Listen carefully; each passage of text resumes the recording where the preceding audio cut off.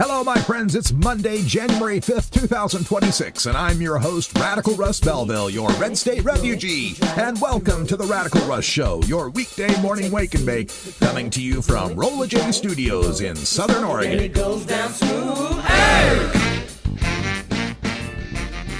On today's smoke session, let's talk about our invasion of Venezuela, how Elon Musk's ChatGPT is producing child sexual abuse material, and why Jack Smith should be our next Attorney General. But before we get to all the serious political stuff, we've got time for 3 quick hits.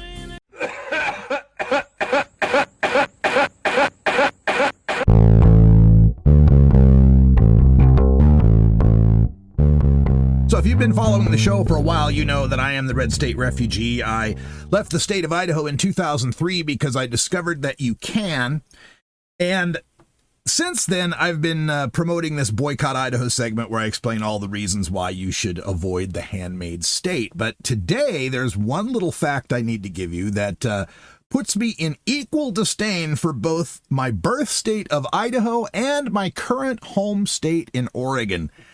And that is a little fact nugget that came across my desk that said there is no county, not a single county in the states of Idaho, Oregon, Louisiana, Tennessee, Utah, or Wisconsin where the kindergarten class coming in for this next school year has complete herd immunity.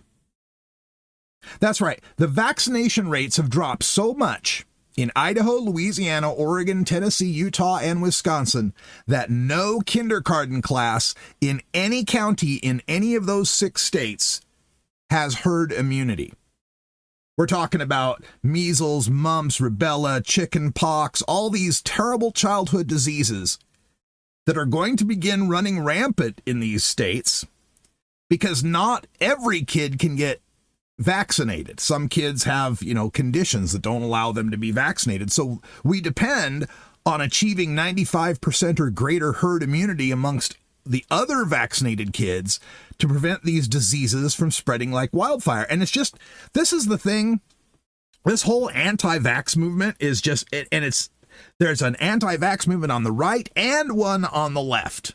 On the left where it's like, oh, we only believe in natural stuff. Come on, man. Science has defeated these diseases. Vaccination is the greatest scientific achievement the human race has ever achieved. We've doubled our lifespan in a century, thanks to vaccinations and other types of sanitation that we've undergone. The rate at which we are moving backwards as a species is stunning. And I really hope that there is a rejection of this as we move forward, as we get out of this Trumpocene era. If we ever do get out of this Trumpocene era, we got to get back to embracing science and expertise.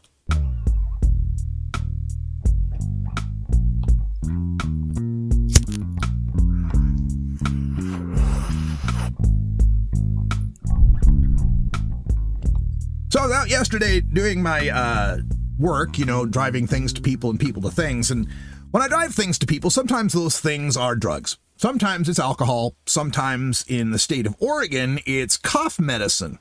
And there's all sorts of different cough medicines, or for that matter, caffeine pills as well. I've recognized that these things require an ID. In the state of Oregon, you have to show ID to get cough medicine or to get caffeine pills. And in that case, you have to be 18 years old. So when I go deliver these things, alcohol or these various types of drugs, I have to scan someone's ID with my app. And, the license has a little barcode on the back of it that you can scan. So I'm delivering some cough medicine to a mother. It was children's Motrin or something. And she comes to the door and I was like, oh, I got to, scan your ID. She's, oh, I forgot my ID. Let me go get it. So she goes back, gets her ID, so brings it to me. I flip it over, I scan it. App tells me that the ID is expired and I can't take it. Oh, okay. Well, that's my old ID. Let me see if I can go get my new ID. It took her, another few minutes to go find her most recent ID. And as this was happening, I got to thinking, why is an expired ID not ID? Like, when the person got the ID, they went to the government and they proved to the government who they were. And in response, the government gave them this card that you can't alter, that has their picture on it and all of the data that proves they are who they are and they're as old as they are. When that ID expired, their identity didn't change. Their age didn't change. The government, having recognized them at one time for being who they are, hasn't changed. What's the point of not accepting an expired ID? Like, if I was going to go make a fake ID, I wouldn't go make a fake ID that expired, would I? I just don't understand. Really, I guess the only reason behind that is to get you to go back and pay for another ID every so many years. Or maybe after so many years, your appearance has changed. Maybe that's the excuse. Except in this case, when the lady showed me her expired ID, it was only expired by like a month or two. So she couldn't have changed that much. Really, I think this is just a scam to force you to have to pay for a new ID every so often.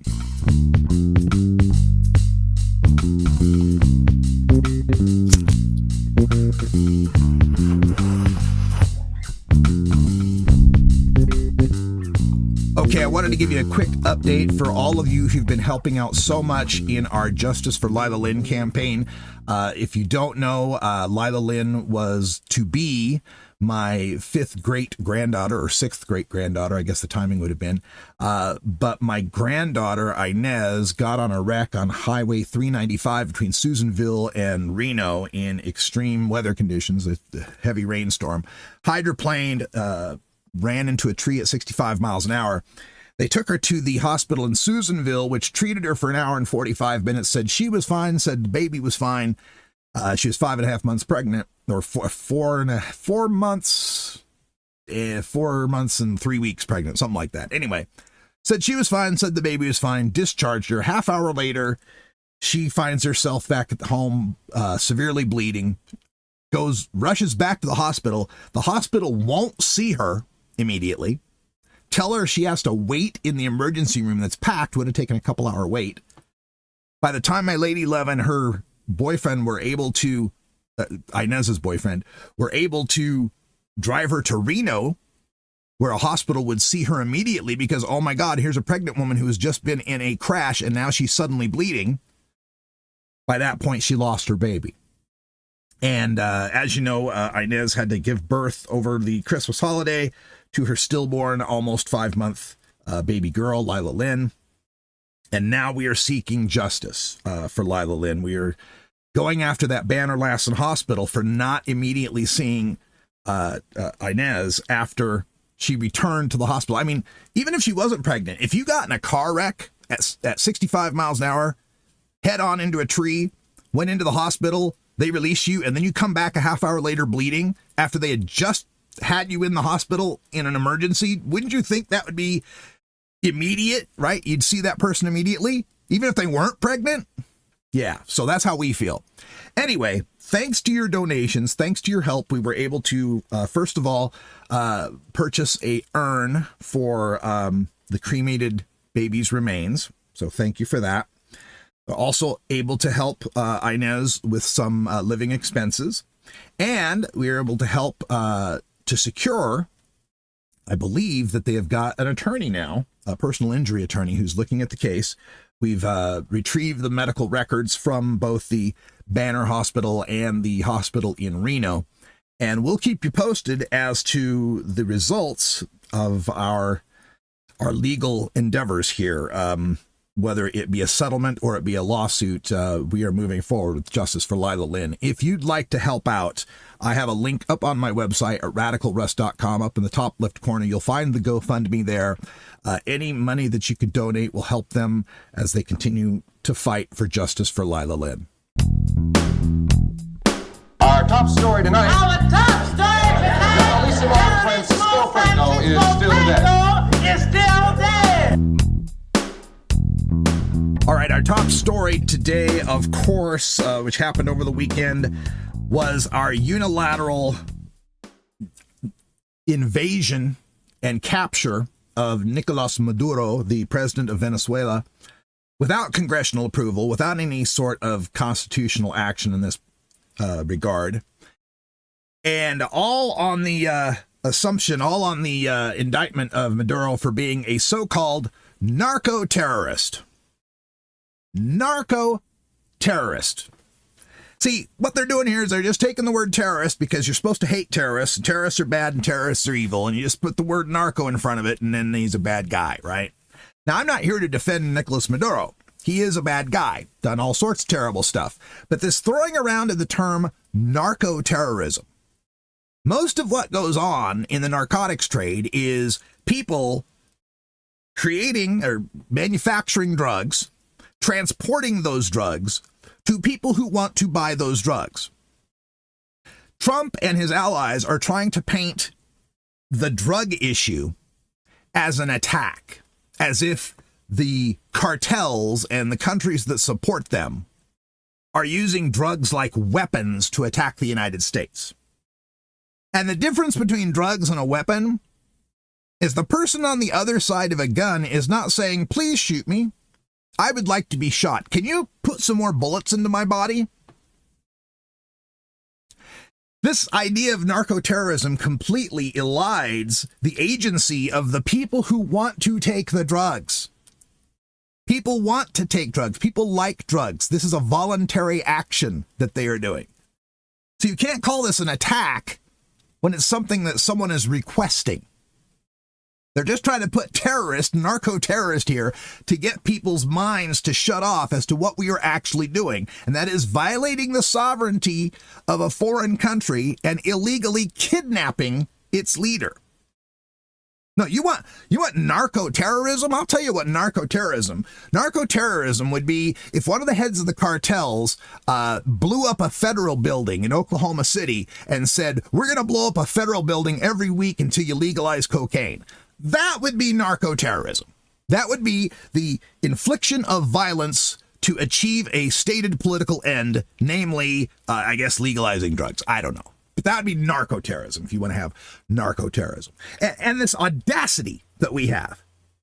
We are in a situation right now in the United States of America where we have declared, our Supreme Court has declared, that the United States justice system absolutely cannot prosecute its own president.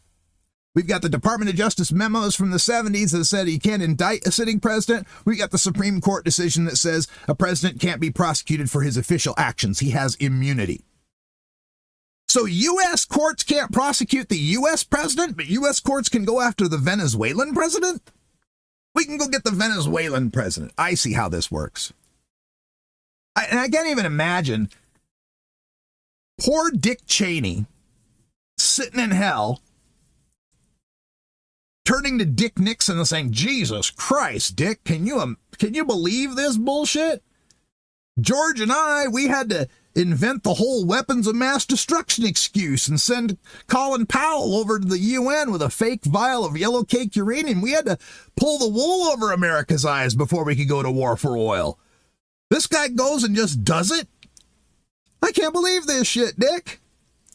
Then Dick Nixon turns back to Dick Cheney and says, yes, I know what you're saying, Dick. My God, I was worried about an 18-minute gap of tape, and this son of a bitch just goes and does his crimes out in the open. Why do I sound like McGruff the crime dog? I don't know. My Nixon impression's not the best. All right. But the point being here, my God, the open, brazen, absolute lawless corruption of what's going on here. And trying to listen to Marco Rubio's excuse for this. Let me play this clip with Marco Rubio. George Stephanopoulos is asking him, how is this not an act of war? That we invaded a foreign country, bombed a foreign country, and kidnapped its leader. Here's Marco Rubio's excuse. Why wasn't congressional authorization necessary? It wasn't necessary because this was not an invasion. We didn't occupy a country. This was an arrest operation. This was a law enforcement operation. Ah, yes, of course, this wasn't an invasion. It was just a whole bunch of Black Hawk helicopters and U.S. military setting their boots on the ground in a foreign country, launching bombs, missiles, and firing weapons that killed 40 people, destroyed apartment buildings, and kidnapped the leader of a foreign country. But no, it wasn't an invasion. It was just a law enforcement operation. People should read this indictment.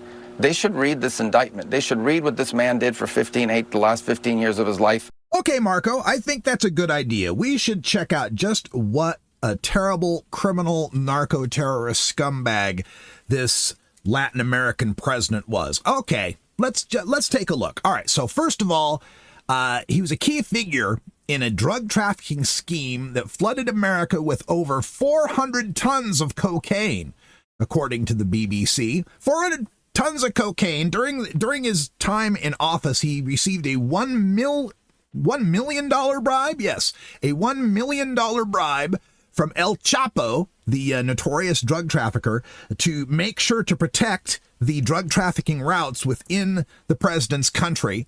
His brother, the president's brother, ended up getting arrested in Miami in 2018 on charges of smuggling cocaine into the United States.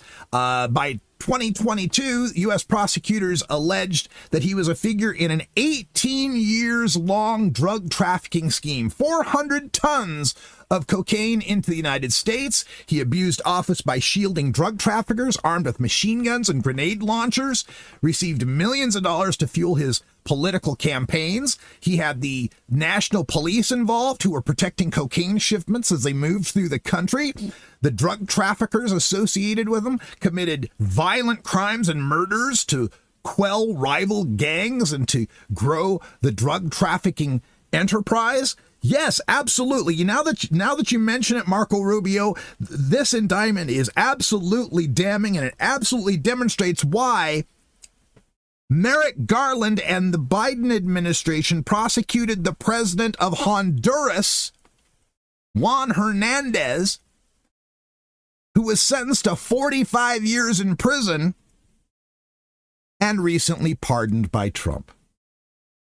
So yeah, Marco, tell us all about how important it is for us to go invade foreign countries south of our border to extract the notorious narco trafficking terrorists when you just pardoned one. This isn't about stopping narco terrorism. This is about getting Venezuela's oil. And I've seen reports that have mentioned that this has already been a setup, that Maduro had already negotiated his way out of this, and that the invasion and all of the bombing and such was just violence theater to make sure that that everybody's covered here. That eventually what'll happen here is Maduro will get out of it, Trump will pardon him for whatever special bribe or deal, and the corruption will continue. And words coming out today, these reporters speaking to Trump on Air Force One, asking if he briefed the oil companies, and yes, he did. Before the invasion, he briefed the oil companies that they were going into Venezuela. And remember back when Trump was running in 2024, and he told all those oil executives, give me $1 million and it'll work out well for you, openly soliciting bribes. Well, here's the payoff. Now Chevron and Exxon and all these big oil companies get to go in and take advantage of 17% of the globe's remaining oil reserves.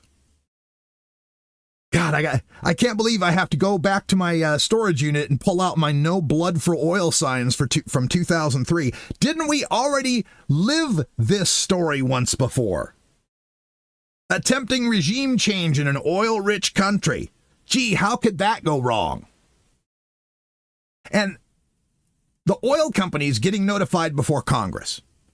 Just shocking to me. And I remember not too long ago when this administration was saying, oh, we can't go get Kilmar Abrego Garcia out of that prison in El Salvador. Why?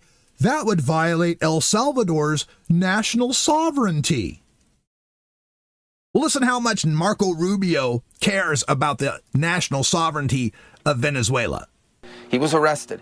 Obviously, this was not a friendly territory. So in order to arrest him, we had to ask the Department of War to become involved in this operation. Now, in reaction to this story, I had a post, and probably this is the post of mine that has gone the most viral of anything I've ever written, even back to my days on Twitter X back in the day. I wrote yesterday, "We're Russia now, a rogue state run by a dictator who invades sovereign nations without provocation, openly corrupt, selling off the nation to its oligarchs, squashing free speech, attacking political enemies, crushing dissidents, LGBT and minorities, state-run Christianity, even a white, blue, and red flag." And as of today, I've gotten over 1,000 reposts of that and 2.6 thousand likes on it. So it's one of the most popular things I've ever written. And it's brought out a lot of comments, a lot of replies on this. And it's fascinating to me because, you know, I've got this nickname, Radical Russ, right? I've always thought of myself as a fairly left-wing guy, but, you know, when I was living in Boise, yes, absolutely. When I was living in Boise, I was Mr. Far left-wing radical. And then I moved to Portland, and it was like, oh my God, you eat meat, drive an SUV, and like football. You like guns, right? So I was some sort of a righty to the folks in Portland, right? And now I'm down here in Southern Oregon. I kind of feel like I'm in the middle. And in this issue, I guess I'm in the middle as well, because I had people coming at me from both the left and the right on that particular post about us being Russia now. The folks on the left, their attitude is like, oh yeah, like, you think this is bad? We've always sucked. We've always been terrible. Here's one guy wrote, oh, come on, we were already Russia. Did you know we invaded Iraq? Overthrew governments under Obama, greatly escalated the arms race with China under Biden, destabilizing what was left of the global order. If Democrat citizens actually cared, they'd address it when Democrats are president, but nope. Yeah, I had another one. These kind of people believe every single ounce of propaganda that our U.S. government puts out about Russia. Slurp up the bullshit, then try and pretend that the U.S. hasn't been doing the same shit for decades. This isn't the U.S. becoming Russia. This is the natural course of American democracy and imperialism. And to all those people, I had to respond, look, I'm under no illusions that the United States hasn't done bad things in the past. Bay of Pigs, Allende, all sorts of things that we have blood on our hands, all going back to breaking treaties with the Native Americans and enslaving Africans. Believe me, I'm fully aware of the history of the United States and the bad shit we've done. But can't you recognize this is a degree worse? Can't you recognize that at least now it's all open and they're not even bothering to try to come up with cover stories or excuses or going to Congress? Can't the folks on the left recognize that we were getting better than we were? Like, we're not enslaving Africans anymore. We're not massacring Native Americans anymore, right? I'm under no illusions that we still have a long, long way to go to fulfill Dr. King's dream, but we have gotten a little better. And Trump is backsliding us, making things worse. I don't know. These people far to the left of me that cannot see any good in the United States of America, that's where I part ways with them. But then there's the other side I get from the right. I call this like the Tom Nichols wing of the right, where they think I'm overreacting. When I said, we're Russia now, this person responds, no, we are not. If we were Russia, then you would be in jail or dead or both by now for making this post. Also, most social media is all banned. Their people willingly accept that lifestyle, but Americans will not. Trump will fall and America will outlive him. Democracy will be restored again. Yeah? Okay, I agree. We're not as far bad as Russia is. Yet. But can we recognize that we're following the same playbook? We're taking the same steps. We're heading in the same direction. as post-Soviet Russia, when all the oligarchs captured all of the state industries and the corruption set in and the one-party rule and dictatorship and president for life. Can you see that we're headed that direction? The folks on the left can't believe America could be any good, and the folks on the right can't believe that America could get that bad. And then the other reaction I got, I call this the international reaction. The international reaction is, well, what good are all those guns you have? Why aren't you all out, millions of you out in the streets? Why aren't you sacking the Capitol? Why aren't you out there revolting against this dictator like they're doing in Belarus or they're doing in, wherever else you want to point out? And I'll accept that criticism. There's a point there. But in a sense, I almost feel like it's victim blaming. Like, you got to understand how victimized the American people are. First of all, compared to any other nation on the planet, I think we are the most heavily propagandized people in the world. Our propaganda begins from first grade when you're saying the Pledge of Allegiance. We are propagandized from a very, very young age to respect authority and to believe in American exceptionalism. So there's a whole bunch of people in America right now who think you can't see, they just can't see. They just can't see how bad it is. They go to work, they do their jobs, they live day to day as much as they can. They're overworked, they're underpaid, they're always overstressed. Life for most Americans is a small world that's just themselves, their work, their friends, their city maybe. We don't have that national kind of feel. Besides, for most people in America, it'd be like, okay, what do you want me to do? Here I am in Wolf Creek, Oregon. You want me to, what?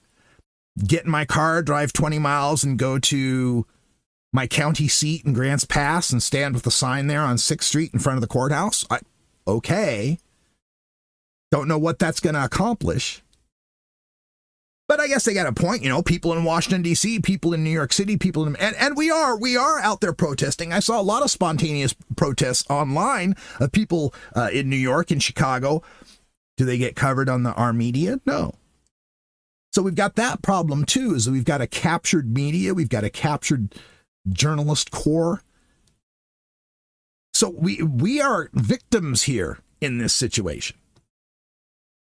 And this idea, first of all, can we finally declare the death of that hoary old Second Amendment fantasy that we got to have the Second Amendment so we have our guns so we can form a militia to take on the government? Can we put that to rest now? Does anyone really? We've been waiting for them NRA guys any minute now. Oh boy, they're going to rise up and fight the tyrannical government. Now, if the tyrannical government was run by a black woman president, maybe they'd rise up. But no, those tyrannical government guys are just fine with the tyranny as long as the tyranny is there to uphold patriarchal white Christian nationalism. They're fine with that. That's what the guns were for. That's what the Second Amendment was for. Read your history to know exactly why we have a Second Amendment. It was all about the white Southerners being able to put down the slave revolts. Okay, so learn your history on the Second Amendment, but we can put that to rest now. Because also, what are we going to do? Oh, we're going to go get our AR-15s, me and Clem and Bubba over there. Me and Clem and Bubba, we're going to go get our AR-15s, and we're going to what? We're going to go march down to the Capitol and what? Be taken out by a Reaper drone. Be taken out by a sniper. A-10 Warthog. Right? You get my point? It reminds me of that movie, when these international people say, why don't you Americans take up your guns and fight for your country? It reminds me of that movie from 1959, Rio Bravo. Remember this movie, Rio Bravo? John Wayne and Dean Martin and Ricky Nelson are in this movie. And in this particular scene, Dean Martin, playing the dude, and John Wayne are both in this bar amongst a bunch of unfriendlies. And they're having to discuss, I don't remember the exact setup, but they're in this bar, there's a bunch of unfriendlies there, and Dean's got his pistol and John's got his rifle, and they're holding all these guys at bay. Dean goes to get a drink from the bartender when one of these ne'er-do-wells is up in the upper floor and secretly going to get ready to shoot him. Dean turns and shoots him down while John Wayne holds back all the rest of the guys with his rifle. And we get this iconic line from John Wayne. Guess I'll take that drink now, Charlie. I thought you would.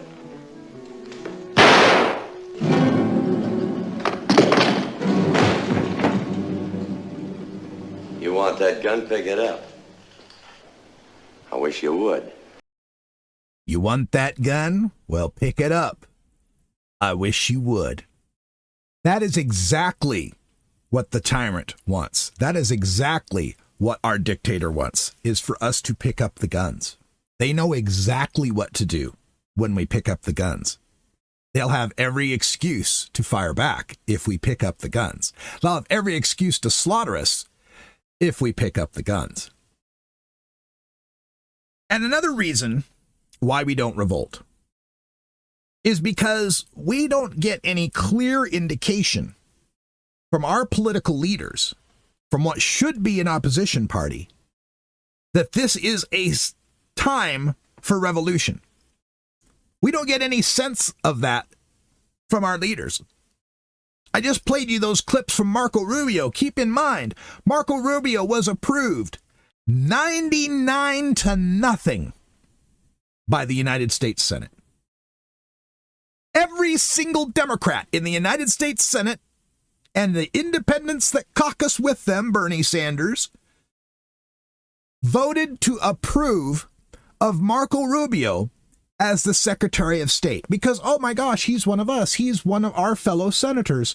I'm sure he would be a fine Secretary of State. He would do a gosh darn honorable job. And now what? He's running the country of Venezuela. Good job, Democrats. Why are we supposed to pick up our AR-15s and go out there and take on our government with their A-10 Warthogs and Predator drones when our own opposition party gets dutifully in line and unanimously approves the fourth in line to the presidency? Fifth in line to the presidency, the Secretary of State, Marco Rubio. Fifth in line, President, Vice President, Speaker of the House, President of the Senate Pro Tem, and then Secretary of State. Yes, I think I'm right on that. Fifth in line to the presidency. Unanimous approval for Marco Rubio, because he's one of them. He's part of the club. We can't vote against one of our own.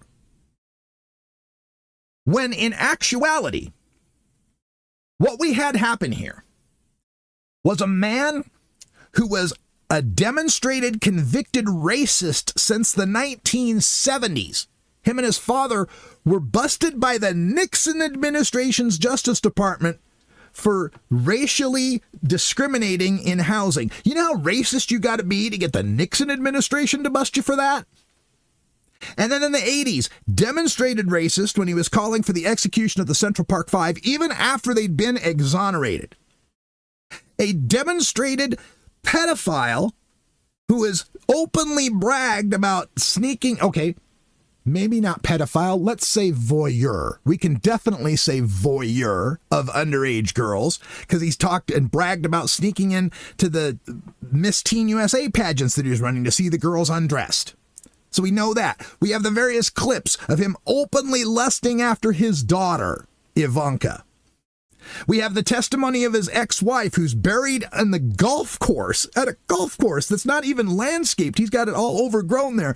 Buried his own ex-wife on a golf course who had testified to him raping her and ripping her hair out. He's cheated on both his wives and all his girlfriends. Everything about this man is a negative. He convicted fraud. Swindled children's cancer charities, for God's sake. Ran this country for 4 years into the ground. Committed an insurrection. Tried to have these senators killed. The senators who approved of Marco Rubio were the same senators 5 years ago, a day from now, who were running for their lives from the mob that he had sent to the Capitol to have them killed. And yet when he goes and nominates someone for a position in his second term in office, these Democrats go, oh, well, very nice. Yes, let's approve Marco. He's a good guy. I'm sure somebody who would take a job from a 34-time convicted felon, known voyeur of young girls, #1 best friend of Jeffrey Epstein, I'm sure this guy has the best of intentions, and the people he select will be trying to do the best for this country. Anybody who would accept a nomination from a person like Donald Trump right there disqualifies themselves from whatever they were nominated for just for having bad judgment. From day one of Trump's administration, the only thing that should have come out from the Democratic Party is unified, absolute resistance. Not a single vote on a single nominee, on a single judge, on a single appointment, on a single bill, on a single proclamation, anything. I mean, for fuck's sake, Barack Obama got elected in 2008 with a actual mandate, not this 1% bullshit that Trump snuck in on. But Barack Obama came in with a 7% popular vote lead.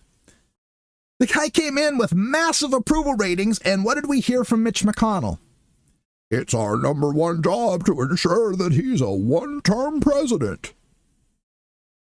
And from that moment on, Mitch McConnell and the Republicans damn near almost universally opposed everything he did. The one exception of John McCain giving the thumbs down to repeal Obamacare, everything else was absolute opposition to Obama from day one. But from the Democrats under Trump 2.0, oh, another nomination for another post, another board, yeah, sure, we'll approve that. Yeah, go ahead. I'm sure everybody that you're choosing to do these jobs has got the best interests of the United States of America at heart. So why should we be revolting? We don't have any leaders that have our back. Every indication we get from Washington these days, from the Democrats there, is that it's just another administration. Yes, it's a bad administration. Yeah, it's bad, and he's doing some bad things, and we're really against those bad things. But, it's just, we still have to go to work, and we still have to vote on bills, and we still have to approve things, and we still... No! Don't go to the House of Representatives. Boycott it. Absolutely do not show up for anything. For committees, for hearings, for anything. This should be a complete walkout. Every elected Democrat should completely abandon this government. Maybe then the American people would get the notion that, hey, there's something serious going on here, instead of the business as usual that we seem to get from the Democrats. Because on the Republican side, they believe this shit. They believe they are literally on a mission from God. This is their whole worldview. I grew up with people who had this sincere belief. I saw a tweet on this from one of them just the other day, that someday the government was going to come and force them to deny the divinity of Christ, and that they would willingly take the gunshot to the head to... No, they really believe this kind of stuff. They're on a mission from God, and they believe since about 1930, the United States has been overwhelmed by satanic socialist forces that have sought to undo the natural order of the world, that have sought to let women become men and men become women, and women to be breadwinners in the workforce and single without a man, and men are to be denigrated, and the minorities now have as much say as the white folks do. They believe that 1930 through 1980 was about 50 years of America sliding down into hell. And then the savior Ronald Reagan came along, and since then, the forces of biblical goodness have been fighting to restore America to its patriarchal, white, Christian nationalist founding. They are the descendants of the Southern plantation owners. They are the descendants of the KKK. They are the descendants of all the illiberal forces that we compromised with in order to form this country. We compromised. We gave them the 3/5 compromise. We said you could count your slaves, 60% of your slaves, to increase your representation in the Congress. No, those slaves don't get to vote. They don't get any say. So in a sense, we gave every white Southerner back then bonus votes. Bonus votes for owning people. That was part of our compromise. And we continue to this day refusing to acknowledge those terrible compromises and to reconcile the damage they have done. Because Democrats in the past have always wanted to look forward. No. Let's look forward. Let's not prosecute Bush era criminals for their Abu Ghraib and their torture scandals and all the malfeasance they did. Let's move forward. Let's look forward. Or the Bill Clinton area said, let's not prosecute George H.W. Bush and all those terrible criminals that did their terrible SNL scandals and illegally bombing countries. And so let's not do that. So administration after administration, Republicans have just become bolder and bolder because there's no consequences coming. They know there's no consequences coming. That's what I want for 2029. I want the party that runs on consequences, accountability for these criminals. Lock them up. Listen, my friend, this is a matter of national importance.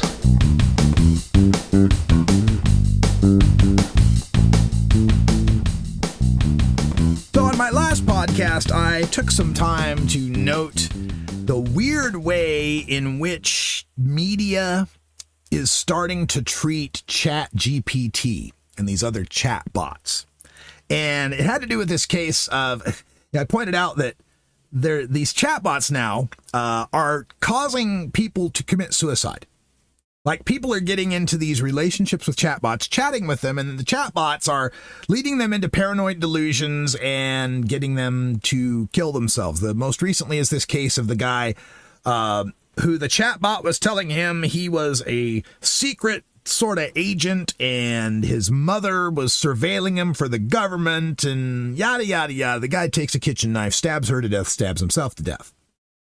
And in the podcast, I pointed out, like, you remember when Ozzy Osbourne had the song Suicide Solution and all the parents freaked out and they had to have hearings because heavy metal music was causing kids to kill themselves? But here we have chatbots that are actively, directly, and personally getting people to kill themselves.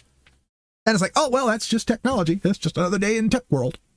And worse, ascribing it to the chatbot itself, like the journalists and we asked ChatGPT about it telling people to kill themselves, and ChatGPT told us, as if the plagiarism machine is some sort of sentient being that has morality and can examine the consequences of its actions and show remorse.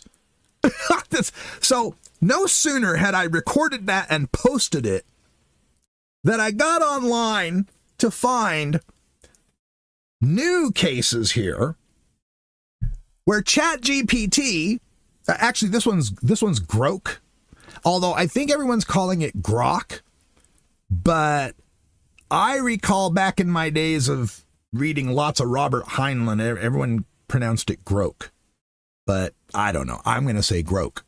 So Grok is the chatbot that's on X. Okay, so it's just another one of these chatbots.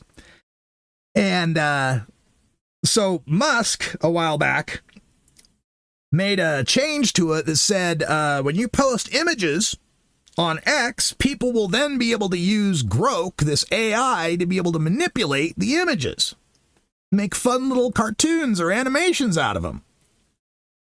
And of course, Elon Musk must not know or is choosing to be ignorant of the famous Internet Rule 34. You know what Rule 34 is on the internet? Rule 34 states, if porn can be made of it, it will be made. Whatever it is that you think can't be pornographied, if it's on the internet, it can be pornographied. And that is, of course, exactly what happened. Immediately, people on X started taking these pictures that people had put up of kids and started generating them in sexual situations. Child sexual abuse material.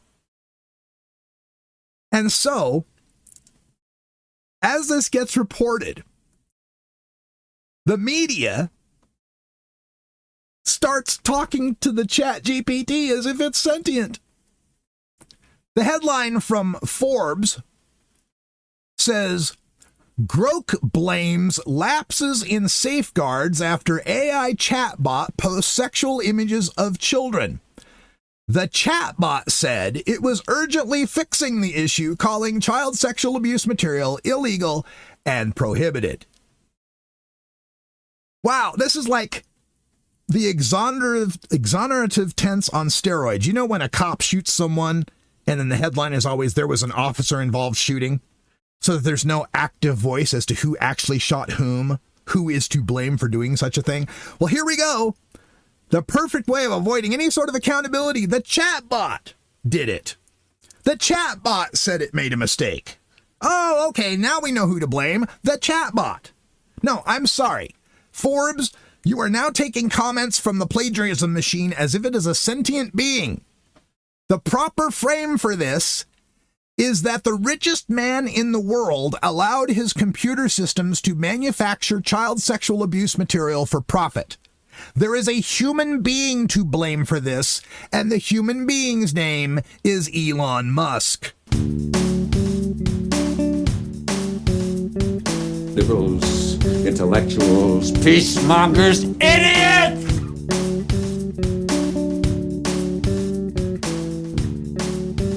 Of course, we are all still waiting for the release of the Epstein files, and I see people online pointing out, trying to say, President Trump's trying to create a distraction from the Epstein files by invading Venezuela. Well, the timing, I think, is the distraction, sure. But I don't think like it's, hey, let's go invade Venezuela just to get out of the Epstein files. I think they can do multiple shitty things at once. Like, they're all terrible. None of them is a distraction from the other. They're all just terrible. This is the flood the zone strategy. Have so much terrible shit coming at us at once, we can't fight it all at once. But it is quite exquisite timing in that yesterday, when we were all talking about this invasion of Venezuela and the capture, or this weekend, I should say, talking about the invasion and capture of Nicolas Maduro, was also the deadline, the statutory deadline for, under the Epstein Files Transparency Act, for the DOJ to explain why it had redacted this and that, and why it hadn't released this and that. So, awfully convenient timing there that that gets buried.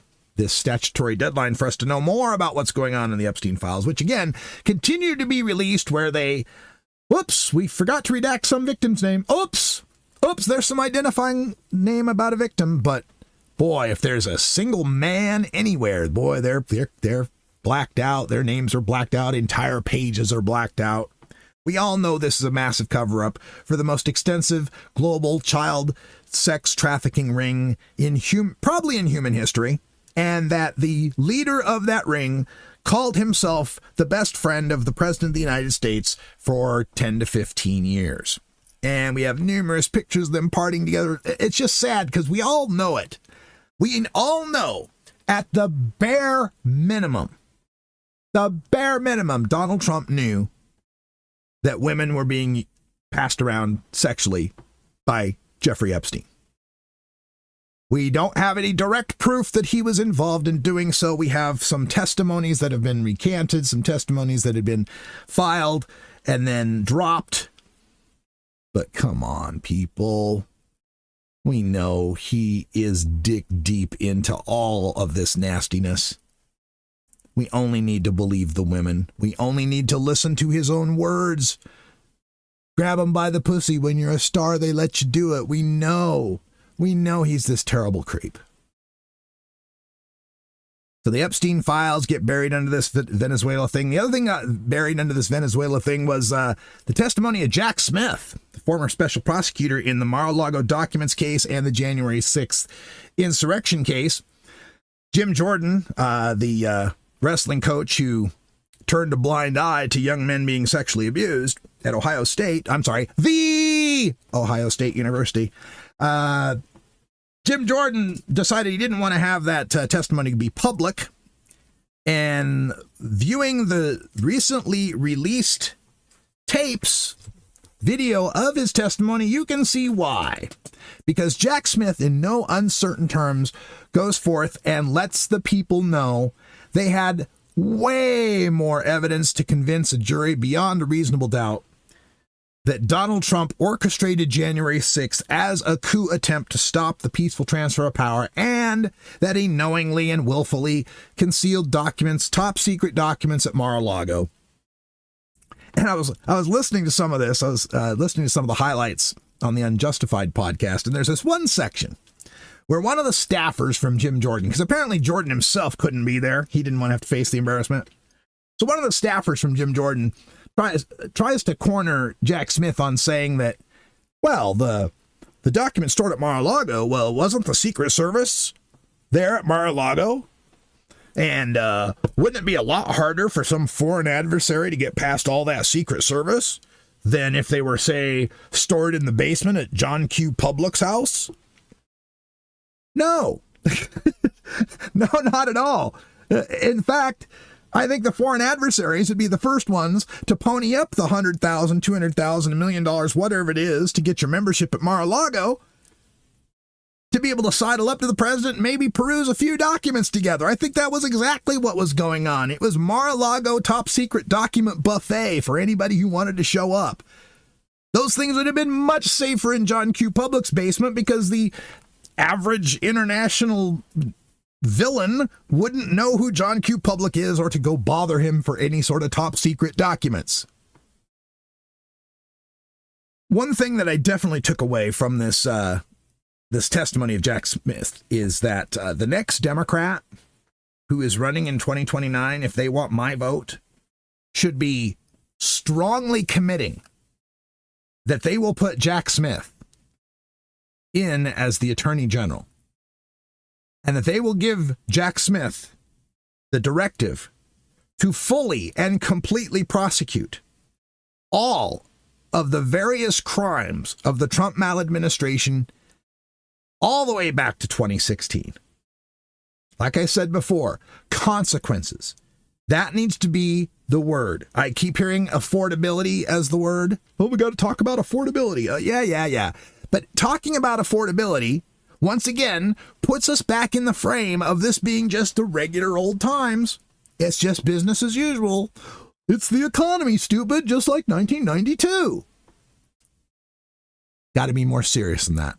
This has got to be about the future of America, the direction we will go in the 21st century. Are we going to continue to be a liberal democracy that respects the rights of everyone, that seeks to elevate people of color, people of various sexual minorities, that we seek to all fulfill the dream of this country, that all men are created equal with liberty and justice for all? Is that direction we're going to go forward in? The one, the 21st direction that embraces science, that wants the flying cars, that would like to see diseases eradicated, that would like to colonize the space, that would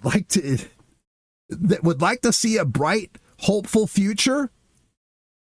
That's what's at stake in these next two elections, for the midterms and for the presidency.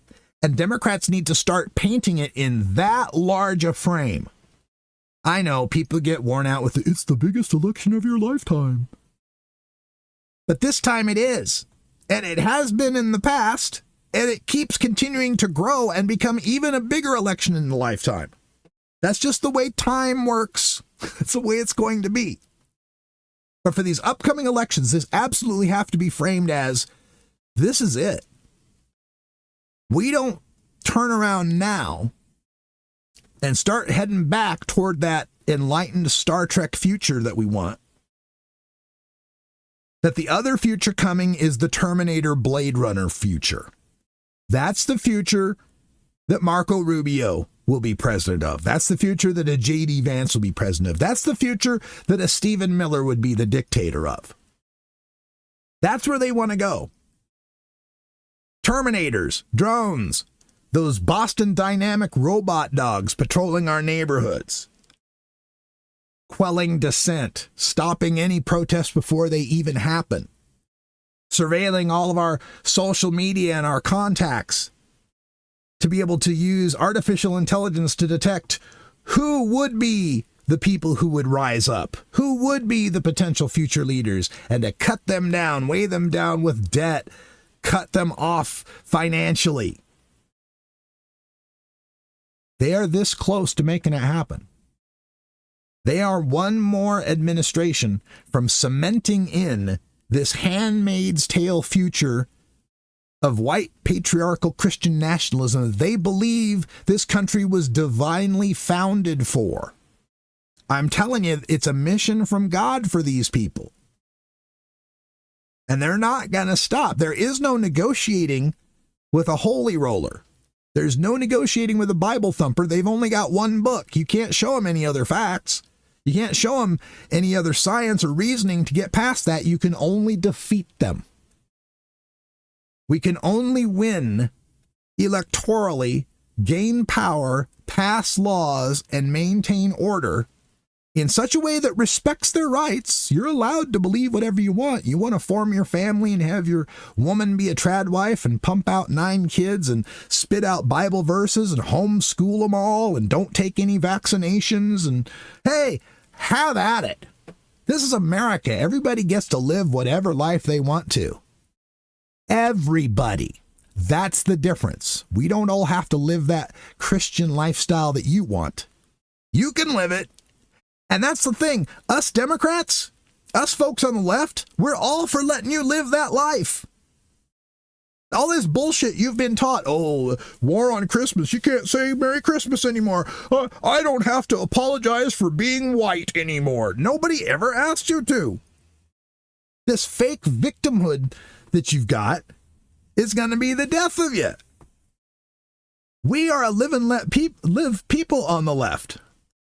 We want the Christians to be able to live their way, the Jews to live their way, the Muslims to live their way, the atheists to live their way, the punk rockers to live their way, the country rednecks to live their way, the Amish to live their way, the techno punks, whatever.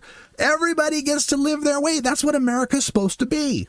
The place where everybody else from everywhere else who couldn't get along where they were can come here and be free. Live and let live. Mind your own fucking business. That's the America I'm fighting for. I hope that's the America you'd like to see in the future. And it goes down smooth. Hey! The Radical Russ Show is produced, directed, researched, written, recited, posted, and catered by me, Radical Russ Belville, and governed by Creative Commons share-alike licensing. News, music, video clips, and social media posts are reproduced under fair use copyright laws for commentary and analysis. My main theme is We Love the Herb by Herbal Nation, and interstitial music is by Russ Boom Boom Belville. What's the boom boom for? Boom, boom, boom. Which brings us to our post-credits scene. Oh, just one more thing, sir. I was thinking. All right, so the NFL season is completed, and the Green Bay Packers are sliding in on a 4-game losing streak, although can't blame them for this last loss, 16-3 to the Minnesota Vikings, when we were pretty much playing the backup pack. It was all backup players because we were set for the 7th seed, and nothing was going to change that, so why get all your starters hurt? So pretty lame outing, and it's kind of funny, though. The Packers ended up 9-7-1 because of that tie against Dallas. If the Packers had lost to Dallas, that game against Minnesota would have been a play-in game, and whichever team won that game would have gone to the playoffs. And we would have had 3 teams all tied at 9-8 if the Vikings had won. And in that 3-way tie between Detroit, Minnesota, and Green Bay, Minnesota would have won it based on a better head-to-head record against common opponents. You had to go like to the 5th tiebreaker for that thing. So yeah, Minnesota loses out. Green Bay is limped into the playoffs, as has Aaron Rodgers and the Pittsburgh Steelers. Now, here a couple weeks ago, the Baltimore Ravens go and just run all over the Green Bay Packers, just absolutely destroy the Packers. They go into Pittsburgh, Ravens go into Pittsburgh, needing a win. All they need to do is win to get into the playoffs and knock Aaron Rodgers out of the playoffs, and they couldn't get it done. Rodgers and the Steelers end up winning at the end, and so the Steelers have limped into the playoffs. Now, on the AFC side, every team has 10 wins or more. Pittsburgh's the worst team on the AFC side at 10-7. Over on the NFC side, we have two teams that didn't get 10 wins, the Packers at 9-7-1, and the Carolina Panthers. Talk about really getting your back door into the playoffs. They get in an 8-9 with a losing record. Now, on the last game of the season, they played Tampa Bay, and all they had to do is beat Tampa Bay to make the playoffs. Tampa Bay beat them, so they both ended up at 8-9. And with both of them at 8-9, Tampa Bay makes it into the playoffs because they won all the tiebreakers in that case. I think a head-to-head record tiebreaker. So Tampa Bay Bucks were going to go to the playoffs, but then the very next day, Sunday, it was the game between Atlanta and New Orleans, the other two teams in that division who were both losing teams. But Atlanta, by virtue of winning, raised its record to 8-9, and so now no longer was the tiebreaker between Carolina and Tampa Bay, but it was a three-way between Carolina, Tampa Bay, and Atlanta, and that came down to the fifth tiebreaker of head-to-head records against common opponents, like the Packers-Minnesota one would have been. And in that case, Carolina had the better head-to-head record, 6-6 versus 5-7 for Tampa Bay, and there you go. Out of three loser teams from the NFC South, all 8-9, Carolina gets to be the loser team that makes it to the playoffs because the other loser team, Atlanta, beat the other loser team, New Orleans. I love the NFL. So the playoffs are set. And in the other game that was of interest to me, the Chicago Bears managed to lose their game, but then the Philadelphia Eagles also lost their game. So that ended up giving Chicago the number 2 seed, and that means the Green Bay Packers on January 10th are headed to Chicago to play the 11-6 Bears in the wild card game. And as bad as Chicago beat us in the last game, it'll be interesting to see how this turns out. It would be wonderful revenge for the Packers to be able to knock the Bears out of the playoffs in the first round at home. Now for our top seeds, it's the Denver Broncos. They get the first round bye. They're at 14-3. And on the NFC side, it's the Seattle Seahawks at 14-3. Wait a minute. Denver and Seattle, both the number 1 teams heading toward the Super Bowl? What, are we going to re-legalize marijuana again like 2012? You can contact me by email at radicalruss@gmail.com. Call my message line at 877-RUSS-420. That's 877-877-420. And reach me on social media on Blue Sky as radicalruss.com and nowhere else. You can support this podcast financially by donating to Radical Russ on Venmo, Rad Russ on Cash App, or via PayPal on my website at radicalruss.com. Get this podcast on Spotify, Apple Music, YouTube, my website, or wherever you get your podcasts. Thanks for listening, and until next time, take care of each other.